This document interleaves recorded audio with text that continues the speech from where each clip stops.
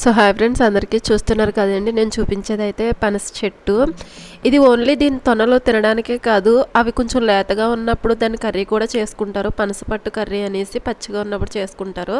So friends, చూస్తున్నారు కదండి, ఇదైతే మీరు ఎక్కువగా ఫంక్షన్ హాల్స్లో గట్రా చూస్తూనే ఉంటారు. ఈ కర్రీని ఎక్కువ యూస్ చేస్తారు. మా వరకు ఎంత లేదనుకున్నా మా ఊరికేసి ఎక్కువగా ప్రతి ఒక్కరి చేలో కూడా ఇవి ఎంత లేదనుకున్నా 2-3 చెట్ల వరకు ఉంటాయి. ఇవి ఎలాగ లేతగా ఉన్నప్పుడు కర్రీకి ముగ్గిన తర్వాత తొనలు తీసుకుని తింటారు. మళ్ళీ తొన లోపల ఒక గింజలాగా ఉంటుంది, దాన్ని కర్రీ కూడా చేసుకుంటారు. ఒక్క కాయ ఎన్ని విధాలుగా ఉపయోగపడుతూ ఉంటుంది కదండి. ఇవి మనకు ఎంత దగ్గరలో ఉన్నా ఎంత యూస్ఫుల్ అయినా ఎక్కువ అయితే వాడకూడదు. అందుకే ఎప్పుడన్నా కర్రీకి అయితే పర్వాలేదు, కానీ అస్తమానం అయితే తీసుకోకూడదు, వాతం చేస్తుంది.